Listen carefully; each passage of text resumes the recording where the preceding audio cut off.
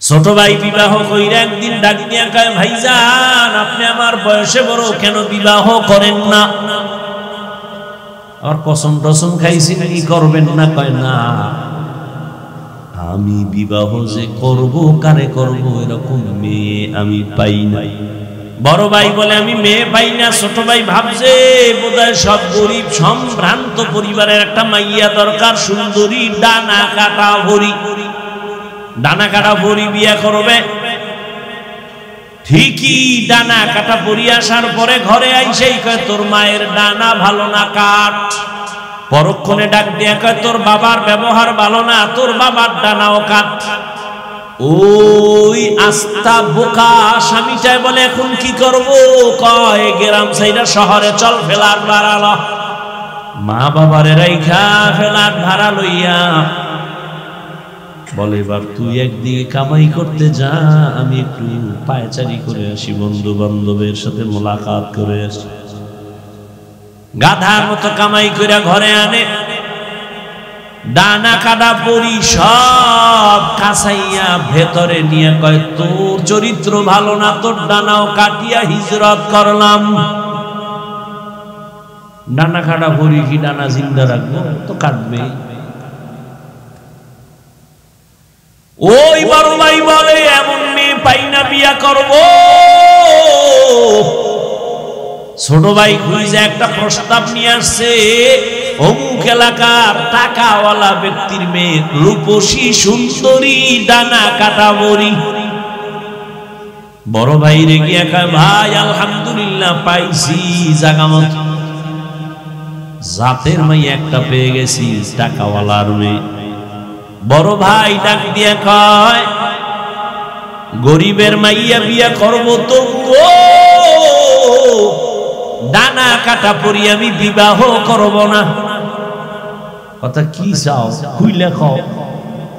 বড় ভাই কয়, আমি এমন একটা মেয়েকে আমি আমার জীবনের আপন স্ত্রী বানাতে চাই, যে আমার ডান হাতটা ধইরা আমাকে জান্নাতের মধ্যে পৌঁছায় দিবে। বান্দা চাইলে কিছুই হয় না, আল্লাহ চাইলে সব হয়। আল্লাহ যদি চান, ইনশাআল্লাহ আমাকে যদি আল্লাহ পছন্দ করেন, আমার নিয়ত অনুযায়ী আল্লাহ একটা বিবি আমাকে মিলাবেন। ও যুবক, ঘটনাটা ভালো করে শুনো। এইবার এই বড় ভাই আল্লাহর কাছে দোয়া করেন, হে মালিক, এমন একটা আমি আমার জীবন সঙ্গিনী চাই, যে আমাকে জান্নাতের মধ্যে নিয়ে যাবে। কিন্তু কোথায় পাবো জানি না, মালিক তুমি সন্ধান দাও।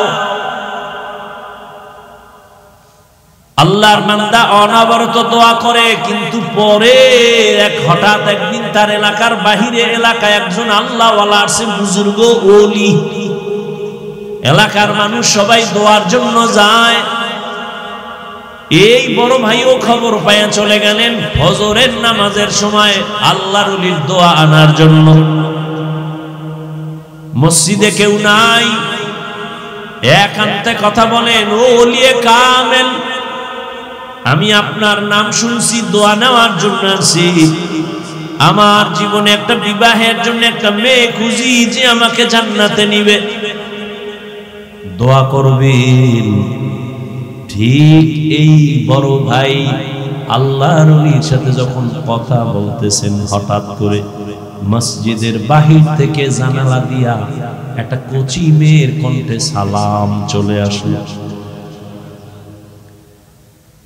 আসসালামু আলাইকুম হযরত জি, কেমন আছেন?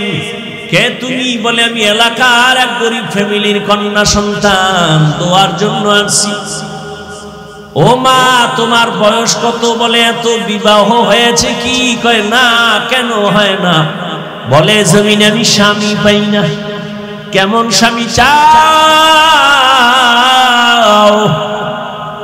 ওই কন্যা বলে, আমি এমন একজন স্বামী চাই, যে আমার হাত ধইরা আমাকে জান্নাতে নিয়ে যাবে।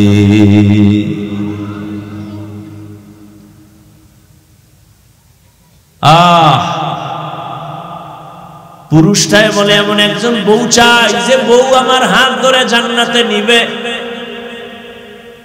মেয়েটাও দোয়া করে, আল্লাহ আমি একজন স্বামী চাই যে স্বামী আমার হাত ধরে আমাকে জাহান্নাম থেকে বাঁচায়া জান্নাতে নিবে। মিলছে নি? হুজুর বলে, মা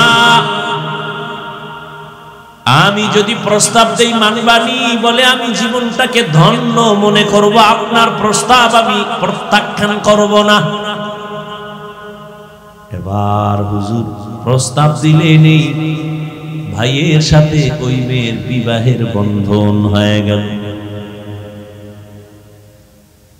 দাম্পত্য জীবন চলতেছে, স্বামী আর স্ত্রী দুজনে এক মনে এক ধ্যানে চলে। নামাজের আজান হয়েছে, নামাজে দাঁড়াও। রাতের গভীর ঘুম থেকে উঠা যায় নামাজে ডাকে, হে মালিক তুমি যদি আসমানে আইসা ডাকো আমরা কেমনে ঘুমাই? অতিও গভীর হয় রজনী যখন, নীরবে প্রভুর নাম জপিও তখন। প্রভুর করুণা যদি পাইবারে চাও, গভীর রাতে উঠে প্রভুর গুণগান গাও। দাম্পত্য জীবন চলতেছে, এক হাতে তালি বাজেনি, কথা না ঘুমায়, এক হাতে তালি বাজে না, বিনা বাতাসে পানি নড়াচড়া করে না। স্বামী আর স্ত্রী এক মনের না হইলে ওই সংসারে ফুলের বাগানে ফুল ফোটে না। মাওলায় মিলাই দিছেন দুইজনে। দুনিয়ার সব একদিক, নামাজ আজান হয়ে গেছে, নামাজ কাজা করা যাবে না। ফজরের নামাজে হাজির, দোয়া করে, নামাজ পড়ে, তাসবিহ পড়ে আল্লাহকে ডাকে। এই দুই স্বামী আর স্ত্রীর মাঝে কান্নার মধ্যে একটা নেক দোয়া ছিল, রব্বি হাবলি মিন লাদুনকা যুররিয়াতান তাইয়্যিবাতান ইন্নাকা সামিউদ দুআ। ও আল্লাহ তুমি আমাদের মিলাইছো, এখন আমাদের জীবনে একটা চাহিদা, তুমি একটা নেককার সন্তান দিও। কি সন্তান? ডাক্তার তো আছে অনেক, তবে আদর্শবান ডাক্তারের অভাব। সন্তান আছে অনেক, নেককার সন্তানের অভাব। আপনাদের এলাকায় গরু আছে অনেক, তবে জান্নাতি গরুর অভাব। মুসা নবীর সাথে যেই গরুটার সম্পর্ক, এটা আল্লাহর জান্নাতে যাবে। আপনাদের এলাকায় পিপিলিকা আছে, অভাব নাই, সারা দুনিয়ায় পিপিলিকা, তবে ধন্য পিপিলিকা তো সুলাইমান নবীর সাথে পিপিলিকা জান্নাতে যাবে। স্বামী আর স্ত্রী দোয়া করে, ও পর্দার আড়ালের আম্মা জান, আপনারা তো আজকের 11টা সন্তানের হাফেজে কোরআন হইয়া মাথায় পাগড়ি দিলাম, এই হাফেজে কোরআনের মা। আপনারা তো নবীদের মায়ের মতো মা, সাহাবায়ে কেরামদের মায়ের মতো দামি মা। আপনারা তো খাদিজা রাদিয়াল্লাহু আনহার মতো নারী, ফাতেমা রাদিয়াল্লাহু আনহার মতো নারী, আয়েশা রাদিয়াল্লাহু আনহার মতো দামি নারী, ইসমাঈল নবীর মা হাজেরা আলাইহা সালামের মতো দামি নারী, ঈসা নবীর মা মারিয়াম আলাইহা সালামের মতো দামি নারী। এই জমিনের চিহ্নিত বেঈমান ফেরাউন আল্লাহর জান্নাতে যাবে না, আল্লাহর সাথে চ্যালেঞ্জ দিয়া নিজের খোদা দাবি করেছে। ওই বেঈমানের ঘরে তার আপন স্ত্রীর নাম কি? ও আম্মা জানেরা, ওই বেঈমান ফেরাউনের ঘরে আসিয়া, কত বড় পাওয়ার আলা ফেরাউন, কত বড় টাকাওয়ালা, কত বড় ক্ষমতাধর, তার ঘরের স্ত্রী আসিয়া আমার আল্লাহর এমন আশেকা, রহমতের নবী বলেন কিয়ামতে জান্নাতে আসিয়ার সাথে আমি মুহাম্মদের সাথে বিবাহ হবে। সুবহানাল্লাহ। না কেমনে আইব? সারাদিন গালি মিথ্যা যেই জমানে, গীবত জমানে, সুবহানাল্লাহ আইব কেমনে? অতল হইয়া গেছে। ফজরও পড়ে নাই, যোহর পড়ে নাই, আসর পড়ে নাই, মাগরিব পড়ে নাই, এশা পড়ে নাই, আশেকের রাসূলে বয়া রইছে, ফজরেরও খবর থাকবে না।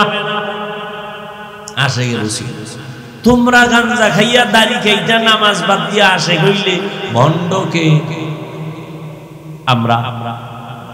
তাই তো, তোমরা যদি গাঞ্জা খাইয়া আশেক হও আমরা ভণ্ড। আল্লাহ হেদায়েত দান করেন। এরে আম্মা জানেরা শুনেন, আসিয়া কত বড় বেঈমানের ঘরে থাইকা আমার আল্লাহকে আপন করে নিয়েছেন। পরিণাম ফলে আল্লাহ আসিয়াকে জান্নাতের ছবিটা দেখাইয়া কবরের রূহটা জান কবজ করেছেন। এরে আম্মা জান, আপনার স্বামী তো ফেরাউনের মতো খারাপ না রে মা। আপনার স্বামী তো নামাজকে সমর্থন করে। আপনি যদি একটু বুঝাইতেন আর দোয়া করতেন, নামাজ পড়তেন, আর স্বামীকেও বুঝাইতেন নামাজ পড়তো। আপনি যদি আপনার স্বামীটারে বুঝাইতেন, ও স্বামী আমার, মা বাবার মায়া ত্যাগ করে তোমার ঘরে আসছি, না খাইয়া থাকলেও আসি, খাইয়া থাকলেও আসি, তবে আমার দাবি জীবনে যা পাও হালাল ভাবে ঘরে আনিও, অবৈধ টাকা কখনো হারাম টাকা ঘরে আনবা না, আমার দাবি। হারাম টাকা খাইয়া রক্ত নাপাক করব না, সন্তানের রক্ত নাপাক করব না। আম্মা জান যদি বুঝাইতেন, এমন কোন স্বামী ঘরে হারাম কামাই নিয়ে আসতে পারত না। এরে আম্মা জান, নামাজ পড়ে পড়ে যদি দোয়া করতেন, আপনার স্বামীর অন্তর আল্লাহ দিয়ে চলে যাইত। আর যেই স্বামী আল্লাহকে ভয় করে, ওই স্বামী স্ত্রীকেও মহব্বত করে, জুলুম করে না। ওই স্বামী আর স্ত্রী দোয়া করে, আল্লাহ দুইজনের আল্লাহ তুমি মিলাইছো, এখন একটা দাবি, তুমি একটা নেককার সন্তান আমাদের দান করো। দোয়া কবুল হয়ে গেছে। আল্লাহ তাকে একটা নেককার সন্তান দিয়েছে। ওই সন্তান আদর্শ মা তাকে দিয়া বড় বানাইছে। আম্মা শিখাইছেন, কথার আগে যার সাথে কথা বলবি সালাম আগে দিবি, হ্যালো নয় সালাম।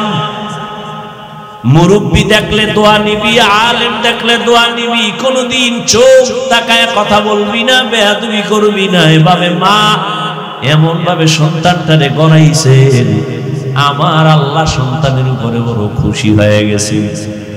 এই সন্তান অল্প বয়সে যৌবনকাল যখন আসলো, এই যুবকের দাপটে বাইতুল মুকাদ্দাস আমাদের প্রথম কিবলা বেঈমানরা দখল করেছে। এই সন্তান তা নিয়ে আসে। এই সন্তান পুরা মিশর সহ বিভিন্ন দেশ বিজয় কইরা ইতিহাসের পৃষ্ঠায় নাম লেখায় গেছে। ওই সন্তানই হলো ইতিহাসের স্বর্ণাক্ষরে লেখা সালাউদ্দিন আইয়ুবী রাহমাতুল্লাহি আলাইহি। এই যুবক, জীবনে মাস্তানি আর চালাকি কম করনি। মইরা গেলে তোর কপাল পোড়া ছাড়া কেউ দোয়া করবে না। যেই অপরাধ করেছ, তোর উপরে মাও বেজার, বাবাও বেজার, আলেমও বেজার, হুজুরও বেজার, ইমামও বেজার, মুরব্বীরও বেজার তোমার ব্যবহারের কারণে। বাসায় যায় গুগলে সার্চ দিবি সালাউদ্দিন আইয়ুবী লেখা, ডিটেইলস ইতিহাস সেখানে পাবি। কে সে সালাউদ্দিন আইয়ুবী? যেই স্বামী কইছে আমার এমন স্ত্রী চাই, হাত ধরে জান্নাতে নিবে। স্ত্রী দোয়া করছে এমন স্বামী চাই যে আমার হাত ধরে জান্নাতে নিবে। এমন স্বামী স্ত্রীর ঘরের সন্তান সালাউদ্দিন আইয়ুবী। গুগলে সার্চ দিবি সালাউদ্দিন আইয়ুবী। পৃথিবীর এক রাষ্ট্র পরিচালক, রাজনীতিবিদ, একজন ব্যক্তি, আল্লাহর প্রিয় গোলাম, রাষ্ট্র রাষ্ট্র পরিচালনা করেছেন। কাফের যার নাম শুনলে এখনো ভয় পায় সে সালাউদ্দিন আইয়ুবীর নাম। এমন কোন বেঈমান নাই যারা ইতিহাস পড়ে আর চিনে না। কেমন মায়ের সন্তান সালাউদ্দিন আইয়ুবী। এরে আব্বা জানেরা ও বুড়ারা, মনে কি চায় না একটা ভালো সন্তানের মা বাবা হয়ে কবরে যাবে? আর সন্তানকে ভালো বানাতে হলে আগে নিজেকে ভালো হতে হবে। ভালো ভালো ফল খাইতে চাইলে ভালো গাছ লাগাতে হবে। ভালো গাছ থেকে ভালো ফল আসবে। ভালো আদর্শের মায়ের থেকে সন্তান ভালো আদর্শ শিখবে।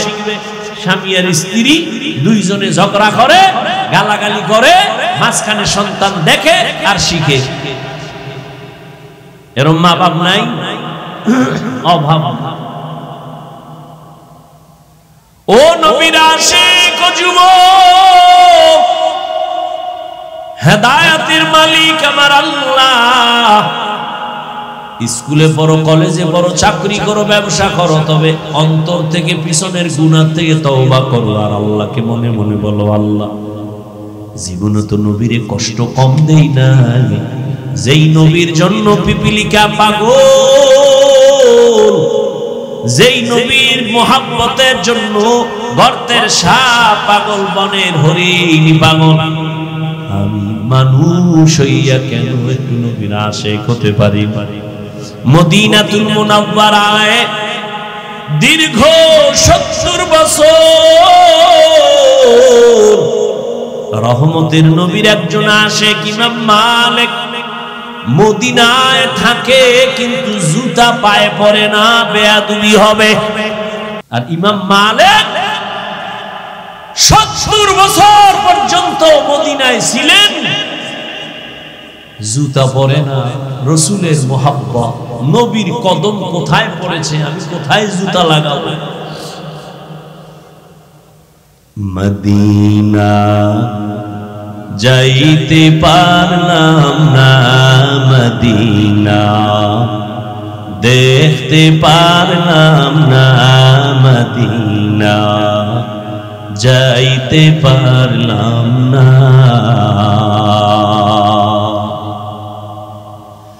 আমি অসহায় তাই এত দূরে রই, আমি অসহায় তাই এত দূরে রই, শুধু সালাম জানাই মদিনা যাইতে পারলাম না, মদিনা দেখতে পারলাম না।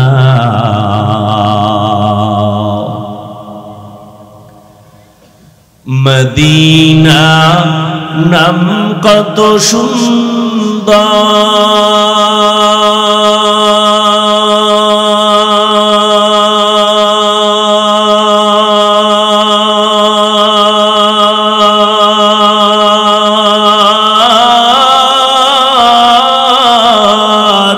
মদিনা কেরে সেবন্তা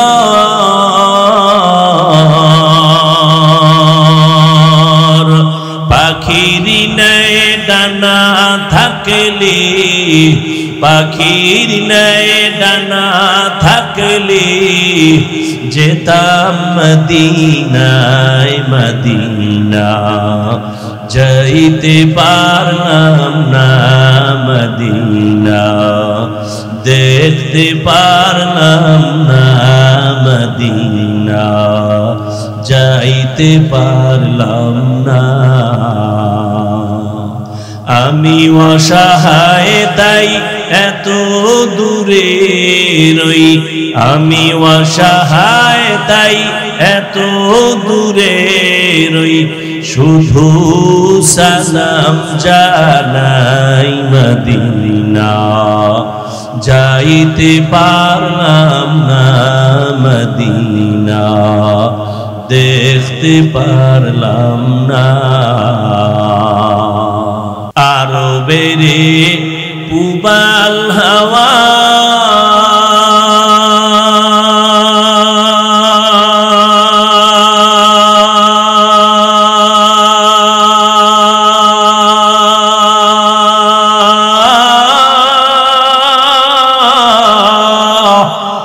পশ্চিমে করে সুধাওয়া এই গরিবের দুঃখী সালাম এই গরিবের দুঃখী সালাম পৌঁছে দিও মদিনায় মদিনা যাইতে পারলাম না মদিনা দেখতে পারলাম না মদিনা যাইতে পারলাম না।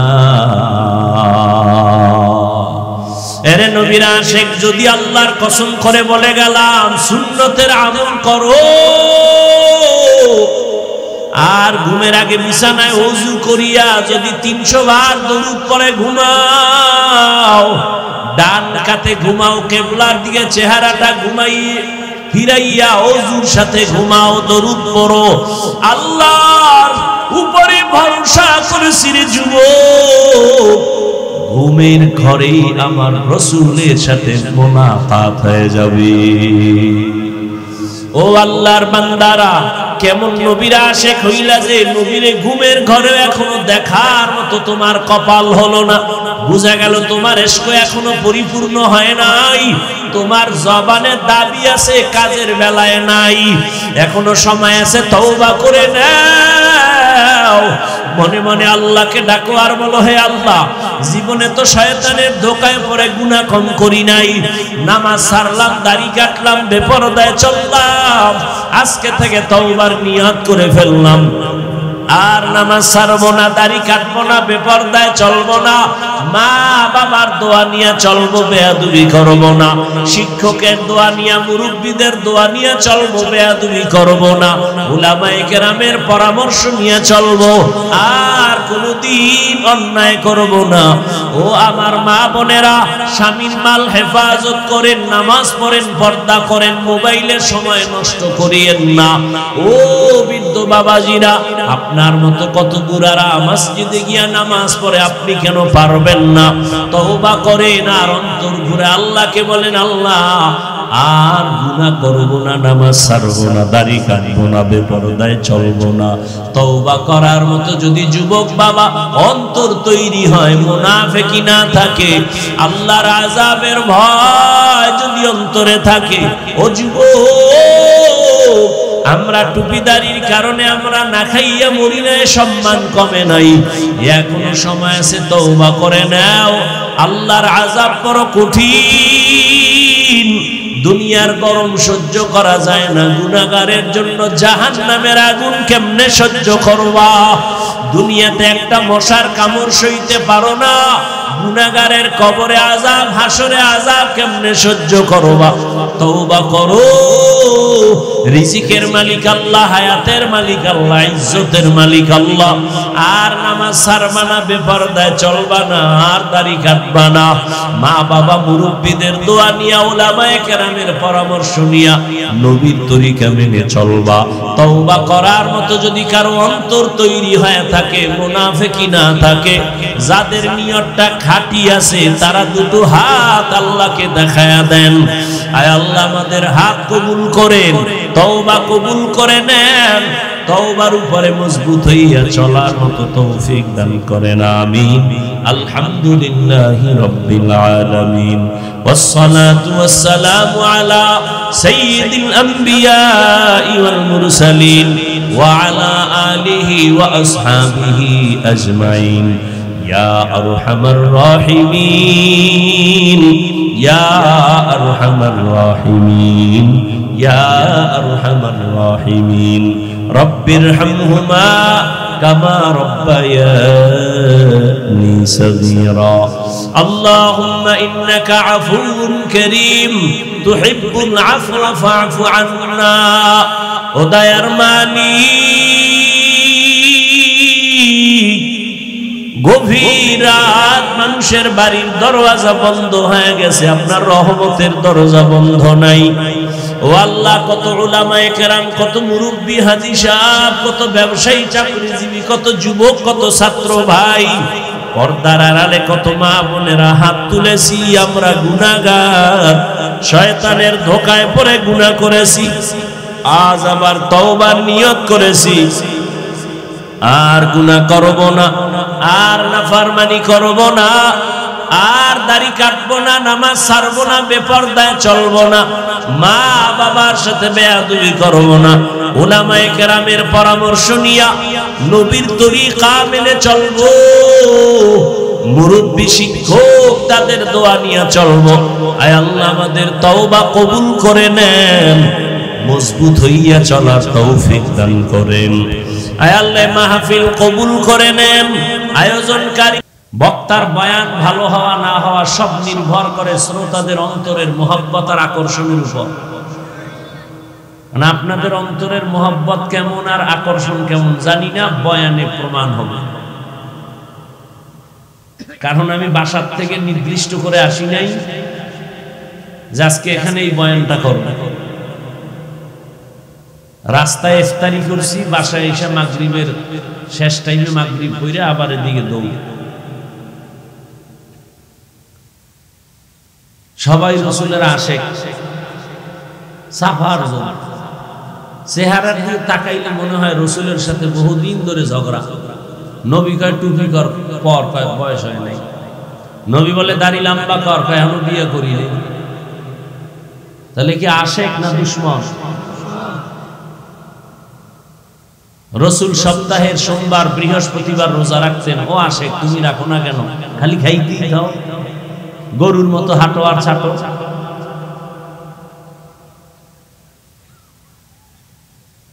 ইয়া আইয়ুহাল্লাযীনা আমানুস্তাঈনু বিস-সাবরি ওয়াস-সালাহ ইন্নাল্লাহা মা'আস-সাবিরিন। আল্লাহ বলেন, হে মুমিন, তোমরা সাহায্য প্রার্থনা করো সবর ও সালাতের মাধ্যমে, আমি আল্লাহ নিশ্চিত সাবিরিনদের সাথেই থাকি। রহমতের নবী বলেন, মাইয়ুরিদিল্লাহু বিহি খাইরান ইউসিব মিন, আল্লাহ যারে বেশি মোহাব্বত করেন আল্লাহ তাকে বেশি মুসিবত দিয়া পরীক্ষা নেন। জমিনের মধ্যে আল্লাহ বেশি পছন্দ করেছেন যাদেরকে তারা নবী রাসূল আম্বিয়ায়ে কেরাম। সারা দুনিয়ার মুমিন মুসলমানের ভেতরে ওই নবী এবং রাসূলদের পরীক্ষা মুসিবত সীমাহীন বেশি। আবার আল্লাহর কাছে আরো বেশি প্রিয় রাহমাতুল লিল। কেমন আল্লাহর কাছে রহমতের নবী প্রিয়? আল্লাহ বলেন, ও দুনিয়ার মানুষ, আমি মুসা নবীরেও নবী বানাইছি, আমি তিনিও আমার বন্ধু, ইব্রাহিম আমার বন্ধু, ইসমাইল আমার বন্ধু, দাউদ আলাইহিস সালাম আমার বন্ধু, ঈসা আলাইহিস সালাম আমার বন্ধু, ইউসুফ নবী আমার বন্ধু, সুলাইমান আমার বন্ধু, সব নবী আমার বন্ধু, মুহাম্মদ আমার বন্ধু। তবে ব্যবধান, সব নবী রাসূল আমি আল্লাহ তাআলার আশিক, আর আমি আল্লাহ নিজে হলাম মুহাম্মদের আশিক। ইমামুল আউয়ালিন আল আখিরিন, বহরে সদকা রহমাতাল লিল আলামিন, সাইয়্যিদুল কাউনাইন খাতমুল মুরসালিন, আখির আমদ বুদ ফখরুল আউয়ালিন। বয়ান বক্তার ইলমের কারণে হয় না, আমলের বাহাদুরিতে হয় না, শ্রোতাদের মুহাব্বত আর আকর্ষণের উপরে বয়ান আল্লাহ বের করে দেন। এটা এমন একটা জায়গা, এমন এক প্যান্ডেল যেখানে আসতেও কপাল লাগে, বসতেও কপাল লাগে। এখানে যে কেউ চাইলে আসতে পারবে না, কেউ চাইলেই বসতে পারবে না, কেউ চাইলেই বসার পরে দোয়া করে যেতে পারবে না। হেদায়েতের মালিক আমার আল্লাহ, রহমতের নবী, যার চেহারা মোবারক এক নজর দিলে জাহান্নামের আগুন হারাম। কেমন মায়ার নবী আমার,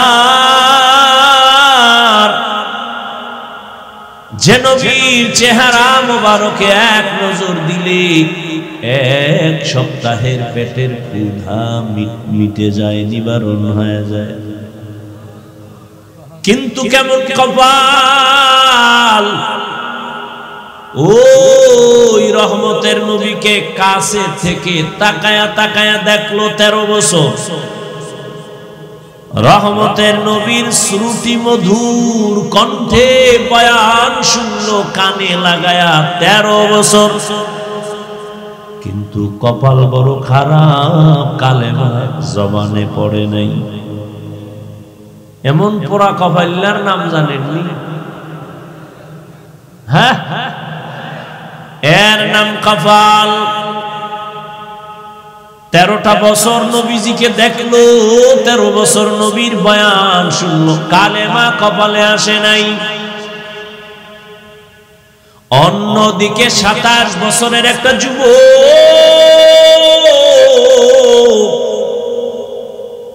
তরবারি নিয়ে যায় আমার নবীকে জবাই করার জন্য।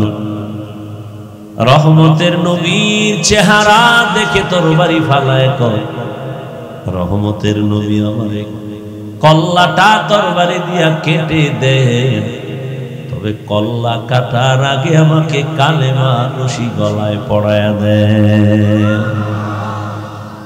ওগো নবীর উম্মতেরা,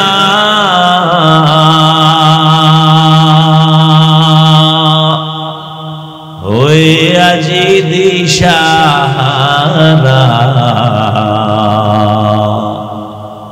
কোরআন হাদিসের চলো যখন যাহা চায় মনে, নবী বিনে কে তরাবে পুসিরাত মিজানে, নবী বিনে কে তরাবে পুসিরাত মিজানে।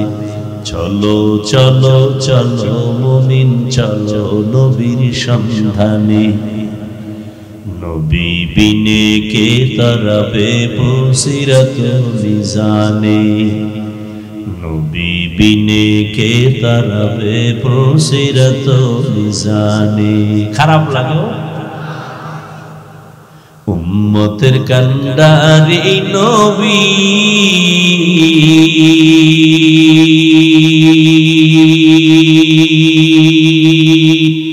কাঁদছেন উম্মতের লাগি,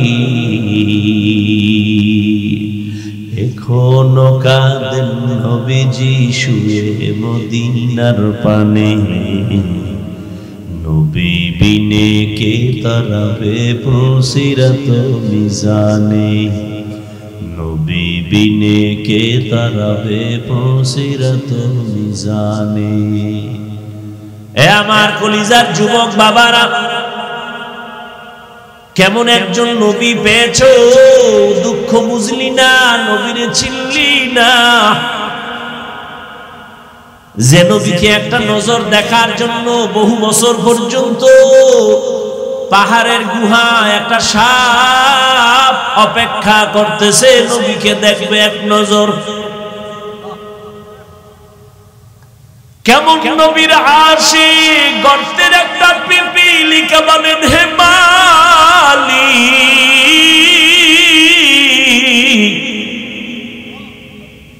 এক নজর আমাকে তোমার কাবা দেখাও, রহমতের নবীর রওজা একটু দেখাও। আমার রব ডেকে বলে, এরে মক্কার কবুতর, অমুক এলাকায় যাও, গর্তের পিপিলিকা পায়ের সাথে বাজাইয়া মক্কা মদিনা দেখায় জাগায় দিয়ে আসো। রহমতের নবী খেজুর গাছের সাথে টেক লাগায়া খুতবা দেন, মরা খেজুর গাছ। সাহাবায়ে কেরাম বলেন নতুন একটা মিম্বর বানায় খুতবা পড়েন, এটাকে বাদ দেন। রহমতের নবী যখন মনস্থ করলেন এটা বাদ দিবেন, মানুষ যেমন কান্না করলে আওয়াজ হয়, মরা খেজুর গাছ তেমন কান্না শুরু করেছে। সাহাবায়ে কেরাম বলেন ইয়া রাসূলুল্লাহ, মরা খেজুর গাছ মানুষের মতো কান্না করে, আওয়াজ শুনি। নবী বলে চলো, নবীও দেখে কান্নার আওয়াজ। রহমতের নবী বলেন ও মরা খেজুর গাছ কি চাও, আমি কি দোয়া করব তাজা হয়ে যাবি, খেজুর হবে, মানুষ খাইয়া শুকর আদায় করবে? কয় না। তো কান্না কেন করো বলো? খেজুর গাছ বলে ইয়া রাসূলুল্লাহ, আপনার বিরহের বেদনায় কান্না করি। এতদিন আপনার শরীরের ছোঁয়া পাইছি, হঠাৎ শুনতেছি নাকি আপনি আমাকে বাদ দিয়ে দিলেন। আপনার বরকতের ছোঁয়া না পাইলে আমার কান্নার আওয়াজ। ও খেজুর গাছ, সর্বশেষ তুমি কি চাও? খেজুর গাছ বলেন নবী, এখানে আমারে মানুষের মতো জানাজা পড়াবেন, আর এখানে আমাকে দাফন করে রাখবেন। কিয়ামতের দিন আমি আপনার সাথে জান্নাতে থাকতে চাই। উস্তুনে হান্না আজ হজরে রসূল, নালামি জাদ হাম চুয়ার বাবু। রহমতের নবীর পিপিলিকায় চিনল, সাপ চিনল, দুনিয়ার সব মাখলুকাত চিনল, কপাল পরা মানুষ আমরা চিনলাম না। নেতার জন্য জীবন দিছরে যুবক। কেন? কয় নেতা আমারে টাকা দেয়, আমারে পোশাক দেয়, আমারে চাকরি দেয়, আর আমার নবী চ্যালেঞ্জ করে গেছেন, আমি বিদায় বেলা দুটো জিনিস আমি রেখে যাই, যদি ধরে রাখো। আমি চ্যালেঞ্জ দিলাম, ঈমানও যাবে না, সম্মানও যাবে না। কয় জিনিস? রহমতের নবী বলেন এমন এক কপাল আমার দুনিয়াতে আসিয়া কোনোদিন আমি আব্বু বলে ডাকবো, দূরের কথা চেহারাই আমি দেখতে পাই নাই। এই আশেকে রাসূলেরা ভালো করে শুনো, ও পর্দার আড়ালের আম্মা জানেরা শুনেন। আইসে ওয়াজ, কিন্তু ওয়াজ হলে না, ডানে একটা ক্যাসেট, বামে ক্যাসেট লয়ের পরে বাজাইতে বাজাইতে আইছে। আর আম্মা জানেরা দুই তিনজন এক জায়গায় বসলে কি পরিমাণ যে ওখানে ক্যাসেট চলে, আর ভাষা নাই বলার। আবার দুই একটা বাচ্চা থাকলে সেখানে তো বাজার মিলে যায়। আবার যদি মোবাইল থাকে সব আউলা জাউলা, ওয়াজে আসছে বিদায় বেলা খালি আসছে খালি। স্বামীর জিগায় কি ওয়াজ শুনছো? বাচ্চার কান্নার কারণে শুনতে পারি নাই, শুনাও। আমি মোবাইল নিয়ে ব্যস্ত ছিলাম, কি ওয়াজ আমার আবার শুনতে হইব। কথা শুনাও, মোবাইল হারাই আনাইছে, কি শুনাম? আমও গেছে, সালাও গেছে। রহমতের নবী বলেন আমি আব্বা বলে ডাকবো, দূরের কথা বাবার চেহারা দেখি নাই, 6 বছরে মা হারায় ফেললাম। চতুর্দিকে আমার দুশমন আমাকে হত্যা করার জন্য আমাকে বারবার আক্রমণ করে, আমার পথে কাঁটা দেয়। ঠিক আমি মুহাম্মদ যদি মোনাজাত দিয়া বলতাম, হে মালিক উহুদের পাহাড় স্বর্ণ বানায় দাও, রব আমারে স্বর্ণ বানায় দিতেন, কিন্তু আমি বলি নাই। আমি গরিবী হালাত চাইছি আর দোয়া করছি, হে আল্লাহ আমারে গরিবী হালাতে রাখিও, গরিবী হালাতে মরণ দিও, কিয়ামতের দিন গরিবের সাথে হাসর করাইও। এ জমিনের গরিব, বড় লোকের বাড়ি গাড়ি দেখা পাগল হইয়া আফসোস করিস না। রহমতের নবী বলেন, আমি মুহাম্মদ বলে গেলাম কিয়ামতের দিন ওই বাড়ি গাড়ি টাকাওয়ালা আর 500 বছর আগে গরিব জান্নাতে চলে যাবি। কোন গরিব? যে গাঁজা খায়। আমগো দেশে গরিব নেই গাঁজা খায়। এই কয় হুজুর যাকাত দেন, ধনী লোকের কয় সাহেব কিছু দেন, গরিব মানুষ দিছে গিয়ে হেদি গাঁজা খায়। আল্লাহ হেদায়েত দান করুন। শুনো যুবকেরা, আমি কি কথাটা টানতেছি। রহমতের নবী বলেন, আমি দোয়া করলে উহুদ পাহাড় সর নয়, আর সেই ব্যক্তি আমি পেটে পাথর বাইদা ক্ষুধার কারণে কাজ করতেছি, আর তুমি টাকা পাওয়ার জন্য আল্লাহ মানো না, নবী মানো না, পর্দা লঙ্ঘন করো, আবার শ্বশুর বাড়ি থেকে পচা পায়খানা নামের যৌতুক এলাকায় নাই। এটি এখন জিন্দা রাখছেন কেন? কচু গাছের সাথে বেঁধে নেয়। যারা যৌতুক নেয় দেয়, যারা সহযোগিতা করে, সবাই ডাকাত, সবাই জালেম। আপনি ঠিক বললে ঠিক হবে, এর আগে হবে না। ইসলাম বলছে হারাম। এরা নারীর দুশ্মন। যদি কয় বাবা হইয়া মাইয়ার পক্ষে যৌতুক দিবে, বাবাও জালেম। এই ঘরের সংসার কোনোদিন শান্তির হবে না, ভালো সন্তান ওই সংসারে আসবে না। এরে পর্দার আড়ালের আম্মা জান, ধন্য আপনার জীবন। আজ 11টা সন্তানের মাথায় পাগড়ি দিলাম, কোরআনে হাফেজ। খবর নিয়ে দেখেন ওদের মা বাবার মতো ঈদের আনন্দে আজ আর কেউ নাই। রহমতের নবী বলেন, আমার এত দয়া আমাকে আল্লাহ করেছেন, আমি পাথর হাতে নিলে স্বর্ণ হয়ে যায়, কিন্তু আমি গরিবী হালাতে কত কষ্ট করছি। এই উম্মত জানোনি, আমারে আমার বংশের দুশ্মনেরা 3 বছর পর্যন্ত শিয়াবে আবু তালিবের মধ্যে গৃহবন্দী করে পানিও দেয় না, খানাও দেয় না। আমি মুহাম্মদ গাছের পাতা সিরা সিরা চাবাইয়া চাবাইয়া পেটের ক্ষুধা নিবারণ করেছি। এইবার বুঝো কেমন নবী আমার। রহমতের নবী বলেন, এই বিপদকালে আমার আব্বা নাই যে আমি টেলিফোন করবো, আব্বু আসো আমার উপরে বিপদ। আম্মুরে বলবো আম্মু দোয়া করিও, বিপদ। আমার আব্বু নাই, আমার আম্মু নাই, আমার সবাই দুশমন। ঠিক ওই সময় আমার সহযোগিতা যারা করেছে অধিকাংশ যুবক। যুবকেরা আমার উপকার করেছে, অধিকাংশ বুড়ারা আমার বিরোধিতা করেছে। ওই যে যুবক একটু আগে বলছি, কয় বছর? 11 বছরের আর এক সন্তান গিয়া নবীর হাতে হাতটা লাগায় কয়, আমি কালেমার জন্য রেডি হয়ে গেলাম। কয় বছর? এতদিন ছিল চাচতো ভাই, এখন রাসূলের সাহাবী, কিছুদিন পরে হবেন জামাতা। কে? হযরত আলী। 11 বছরের আগে নবীর হাতে হাত লাগাইছেন। ও নবীনগরের মুসলমান যুবক বাবারা,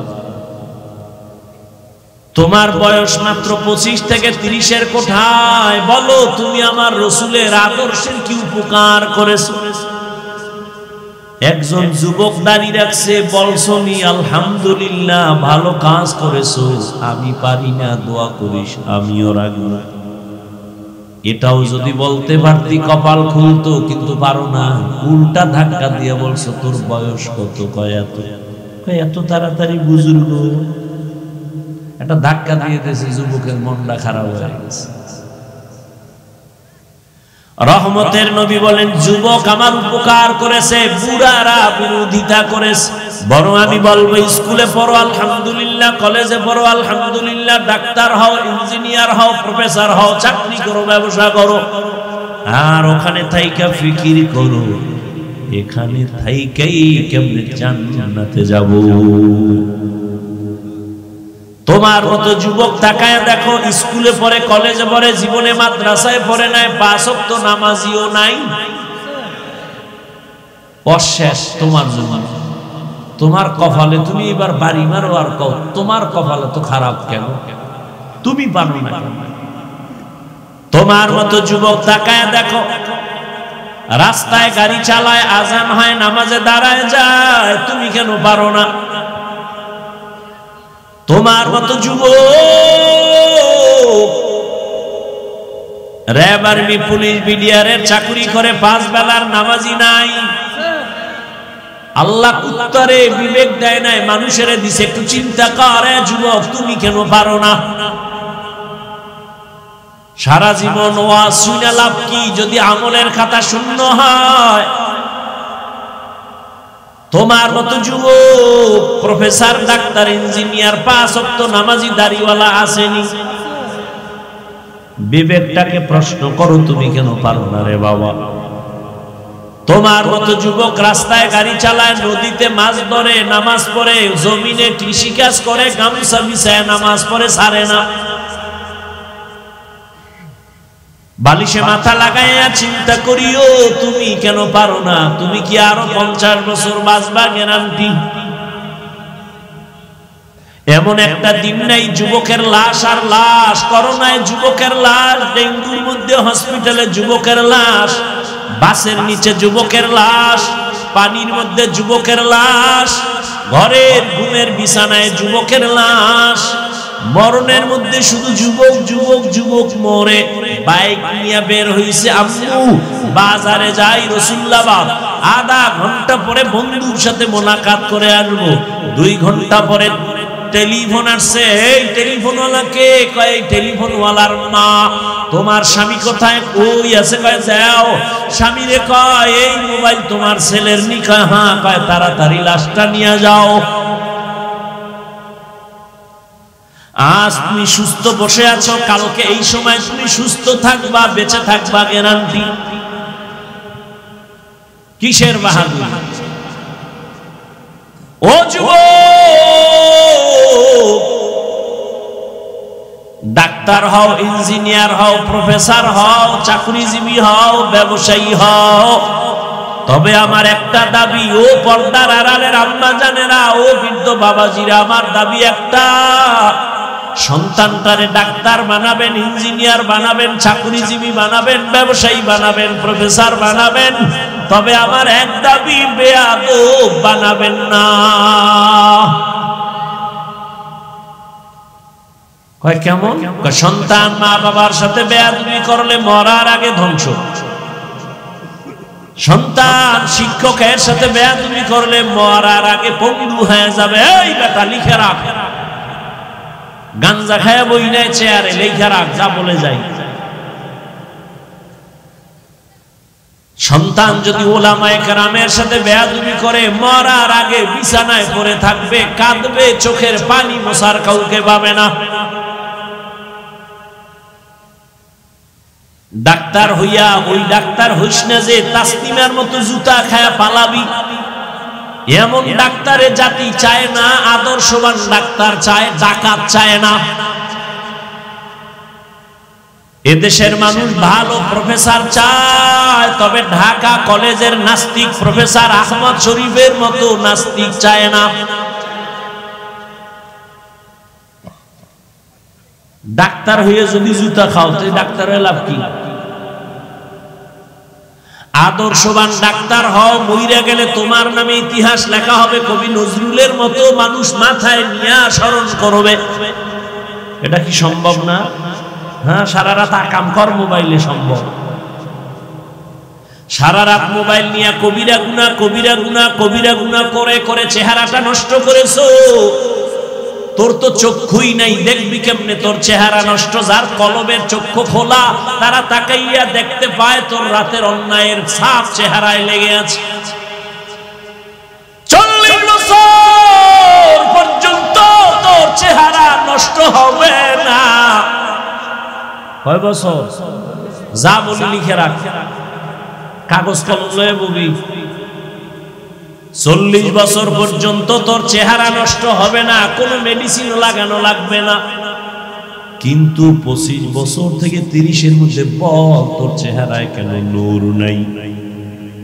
তোমার চেহারা দিয়ে তাকাইলে কেন মায়া লাগে না? একমাত্র কারণ সারা রাত মোবাইল দিয়ে গুনাহ করেছো, এ কারণে চেহারা নষ্ট হয়ে গেছে। শুধু কি তাই? হসপিটালে গিয়া দেহটা পরীক্ষা কর, দেখবি চোখের পাওয়ার গত বছরের তুলনায় অনেক পার্সেন্ট নাই। মাথা ব্যথা আগের থেকে বেড়ে গেছে, বুকে ব্যথা বেড়ে গেছে। পরীক্ষা কর। হুজুরের কথা মিথ্যা মনে করতেছো, সন্দেহ বুঝে আসে না, মানতেও কষ্ট লাগে, বাদ দে হুজুর। আজকে বাসায় যায় তোর গজবের মোবাইলটা খুইলা গুগলে সার্চ দিবি, টাচ মোবাইল চালাইলে শরীরের অঙ্গের কি ক্ষতি হয় সব ডিটেইলস ওখানে চিকিৎসা বিজ্ঞানীরা তথ্য দিছে। টাচ মোবাইল চালাও, বালিশে চালায় বালিশের পাশে রেখে ঘুমায়, মোবাইলটা ব্রাশ হয়ে গেছে জায়গায়, ওই লোকটাও মারা গেছে। এই মোবাইলের কারণে জীবন শেষ, যৌবন শেষ, দেহ শেষ, পুরো বডি শেষ, চরিত্র শেষ। যার জীবনের চরিত্র ভালো না, ওর জীবনটাই দুনিয়ার মধ্যে কেউ পছন্দ করে না। মানুষের জীবনের অমূল্য সম্পদ হলো সুন্দর চরিত্র, আর সেই চরিত্রটা নষ্ট করেছো। মাইয়ার সাথে কোরআন লইয়া কসম খাইছো না? আমি একটারে কই মাইয়ার সিরিয়াল কত, এটা কেমনে কম? আমি কই তোর সিরিয়াল যত, তোর সাথে যে মাইয়া কসম খাইছে ওর সিরিয়ালও তত। তুই যদি 3 মাইয়ার জীবনের উপরে হামলা কইরা 4 নাম্বার মেয়েটার সাথে কসম খাও, খোদার কসম ওই মাইয়াটাও 3টা সন্তানের সাথে ছেলের সাথে কসম খাইয়া 4 নাম্বারে তোরে ধরছে, তোরে পঙ্গু বানায় ছাড়বে। ব্ল্যাকমেইল করতেছে, তোর খবর নাই। আল্লাহ তোরে বানাইছে, তোর কপালে বিয়া থাকলে মাইয়াও আল্লাহ বানাইছে। কি কথাই কয় তো পাগল হইছো? আল্লাহ আম কাঁঠাল দিছে শরীরের ভিটামিন দেখা পাগল হয়ে গেছে, কুত্তার চেয়ে বেশি পাগল জিব্বা বের হয়ে গেছে, এখনই খাইয়া লাগবে। আল্লাহ কয় 1 মাস একটু ধৈর্য ধর, আমি পাকায় দিব, তাই না খাবি, যে মিষ্টি, যে মজা, ভিটামিন। না আল্লাহ আমার কুত্তার থেকে জিব্বা বড় হয়ে গেছে, আমি 1 মাস সইতে পারি না, গাছের মধ্যে মেডিসিন মারছি। আল্লাহর দেওয়া মাছ কত ফ্রেশ, মানুষ বেঈমানি করে, আল্লাহ করে।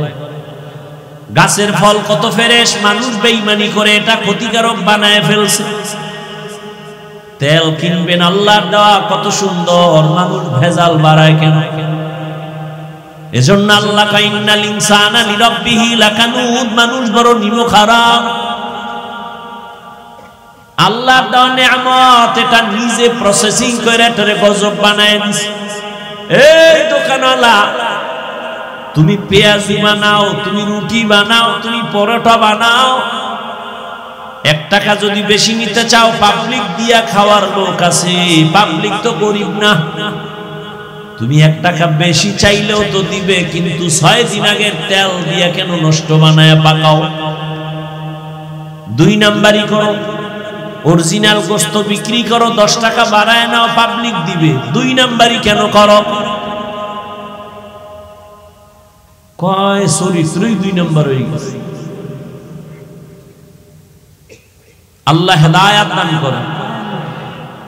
ও যুবক, ভালো করে শুনো,